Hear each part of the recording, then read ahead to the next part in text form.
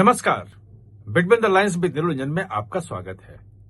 आज हम बात करेंगे कि कैसे भारत में एआई का डाटा सेंटर जो आ रहा है उसके खिलाफ एक बड़ी साजिश शुरू हो गई है। बिल्कुल सही सुन रहे हैं, बड़ी साजिश शुरू हो गई है। उसके खिलाफ नए नैरेटिव गढ़े जा रहे हैं। वही डाटा सेंटर जो गूगल ने एआई डाटा सेंटर स्थापित करने की घोषणा की और कहा कि $15 बिलियन उस पे खर्च करेगा। ये गूगल का अमेरिका के बाहर दुनिया में सबसे बड़ा डाटा सेंटर होगा, भारत का भी बड़ा डाटा सेंटर होगा। और कई जो विशेषज्ञ हैं उन्होंने कहा कि ये जो एआई का डाटा सेंटर है वो अनऑफिशियली एआई यूनिवर्सिटी के रूप में काम करेगा और इस डाटा सेंटर के साथ साथ बहुत सारे डाटा सेंटर अब भारत में आने लगेंगे। उसके पीछे कारण भी कहा गया कि स्टेम कोर्सेज करने वाले जो स्टूडेंट हैं, जो पास आउट होते हैं, स्टेम मतलब कि साइंस, टेक्नोलॉजी, इंजीनियरिंग और मैथ्स, जो पूरा का पूरा आईटी और एआई सब इसी पे टिका हुआ है, वो भारत में बहुत बड़ी संख्या में आ रहे हैं, मतलब पास आउट हो रहे हैं और वो उसकी पूरी नीड जो एआई की है वो कंप्लीट कर सकता है। और इसीलिए गूगल ने इतना बड़ा डाटा सेंटर यहां खोलने का फैसला किया। एक बहुत बड़ी अपॉर्चुनिटी है ये, क्योंकि एआई ही पूरी दुनिया को रूल करेगा। ये आप जानते हैं, हर जगह सुन चुके हैं, पढ़ चुके हैं, मैं उसमें भी नहीं जाऊंगा। जो साजिश शुरू हुई है उस साजिश को समझना जरूरी है, उस नैरेटिव को समझना जरूरी है, वरना आपके पास ऐसी ऐसी चीजें समझाने की कोशिश की जाएगी, वीडियो में ऐसी चीजें आएंगी, फेसबुक पे रील में ऐसी चीजें आएंगी और अखबारों में ऐसे लेख लिखे जाएंगे जिससे आपको लगेगा कि यार ये डाटा सेंटर तो सचमुच में भारत को नुकसान पहुंचाने वाला है। आप सोच सकते हैं कि कितने अच्छे तरीके से लोग समझाते हैं।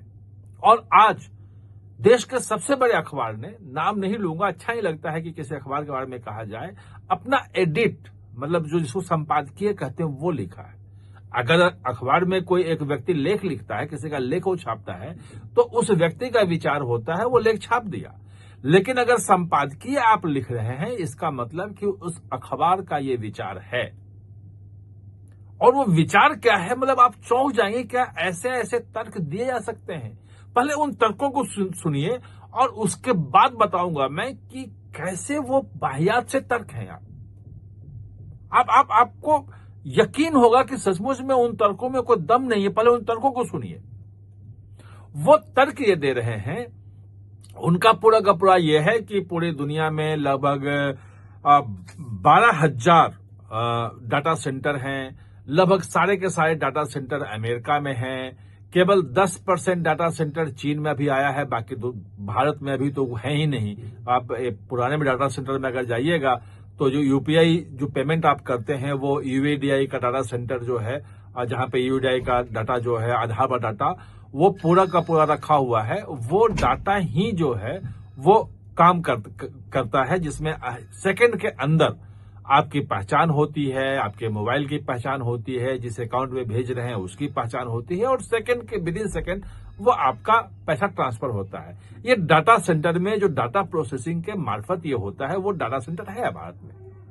लेकिन एआई का डाटा सेंटर, या जो डाटा सेंटर की शुरुआत जैसे हुई थी कि 1992 में जब इंटरनेट आया, जो याहू मेल आया, ये आया, तो वो सब डाटा सेंटर तब से बनने शुरू हुए और 33 साल की जर्नी है। इनका कहना है कि अखबार ने जो लिखा है, ये कहना है कि ये डाटा सेंटर जो है वो बहुत ही ज्यादा एनर्जी कंज्यूमिंग है, एनर्जी बहुत लगता है इसमें। क्योंकि अगर कोई टेक्स्ट आपने एआई को दिया, उसको वीडियो में कन्वर्ट करने के लिए, वो वीडियो में कन्वर्ट तो आपको दिखता है मोबाइल पे या लैपटॉप पे, कंप्यूटर के आराम से हो गया। लेकिन वो जो कन्वर्ट करने का प्रोसेस है जो डाटा सेंटर में चलता है, वो बहुत ज्यादा एनर्जी जनरेट करता है, हीट जनरेट करता है। और वो जो हीट जनरेट करता है उसको ठंडा करने के लिए बहुत ज्यादा पानी चाहिए। और वो जो पानी है वो कोई नदी का या समुद्र का कहीं ऐसा ऐसा पानी नहीं चाहिए, वो साफ पीने लायक पानी, बिल्कुल साफ पानी चाहिए वहां पे।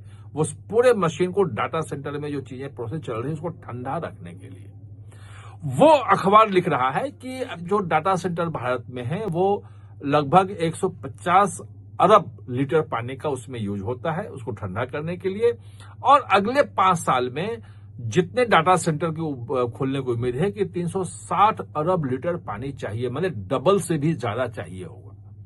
और अखबार का तर्क यह है कि वो जो पानी है पीने लायक, वो डाटा सेंटर में यूज अगर कर दोगे तो आम जनता को तो पानी नहीं मिलेगा।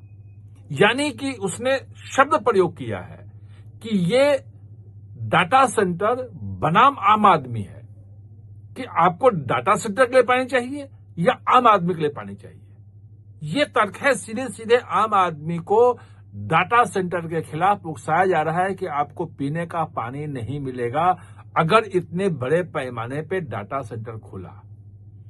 भाई कोई बता सकता है कि अमेरिका में लोगों को पीने का पानी नहीं मिल रहा है, या 10% डाटा सेंटर अगर चीन में चला गया तो वहां पीने का पानी नहीं मिल रहा है।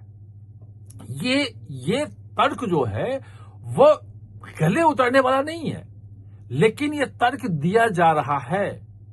और ये अगर तर्क मान लिया जाए तो अभी तो 6 चिप बनाने की जो है वो फैब्स जो है वो खुल रहे हैं, मतलब आसाम से लेके गुजरात से लेके हर जगह वो आ रहा है। उसमें भी इसी ढंग का पानी चाहिए, उसमें तो डिस्टिल्ड वाटर चाहिए। कोई कण का बहुत छोटा सा नैनोमीटर का कण भी अगर चिप के उसमें पड़ गया तो पूरा चिप खराब हो सकता है। तो वहां तो ये प्रिसिजन से चाहिए, तो क्या चिप ना बनाए और चिप पे निर्भरता पूरी दुनिया में बनी रहे?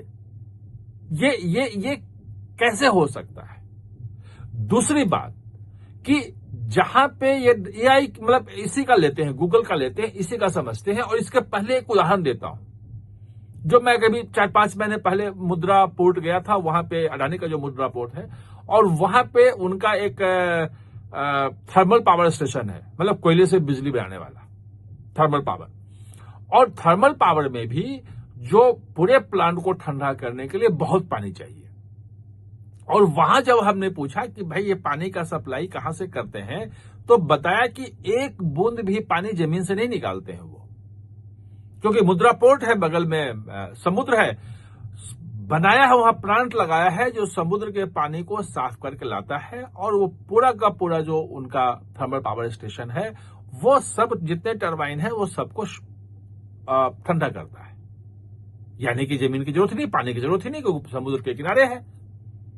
अगर इस चीज को आप समझेंगे तो जो विशाखापट्टनम में लग रहा है, जो डाटा सेंटर बन रहा है, और अडानी ही बना रहा है, उसका काम जो पूरा का पूरा जो सेंटर बनाने का काम है वो अडानी का है।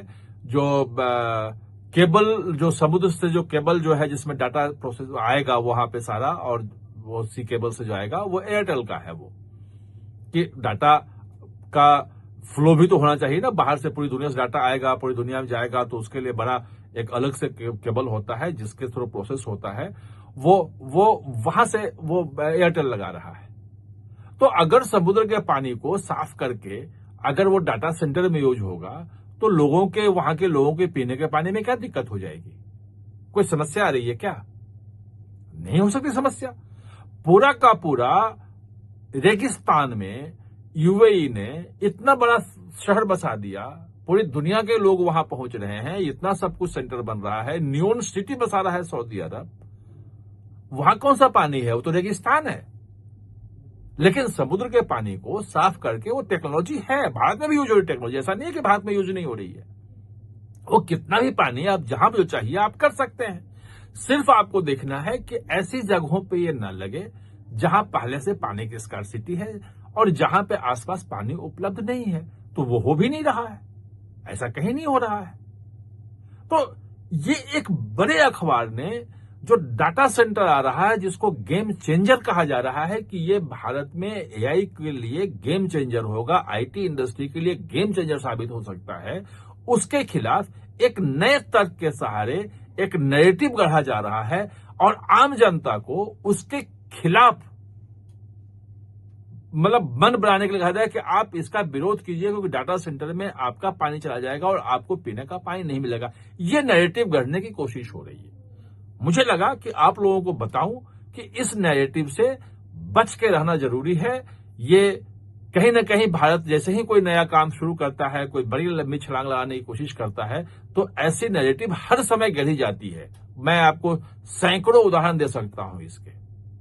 लेकिन बस इतना ही कहना था आपको कि ऐसे नैरेटिव से सावधान रहने की जरूरत है और अपने खुद सोचने की जरूरत है कि सचमुच में वहां क्या हो रहा है, उसको एक्सप्लोर कीजिए और उसके बाद अपना मन बनाइए। आप हमारे साथ जुड़े, इसके लिए बहुत बहुत धन्यवाद। और हां, चैनल को सब्सक्राइब करना ना भूलें, इसका बेल आइकन दबाएं ताकि नया वीडियो कोई भी आए तो उसका नोटिफिकेशन समय पे आपको मिल जाए। और हां, चैनल को सब्सक्राइब करना ना भूलें, इसका बेल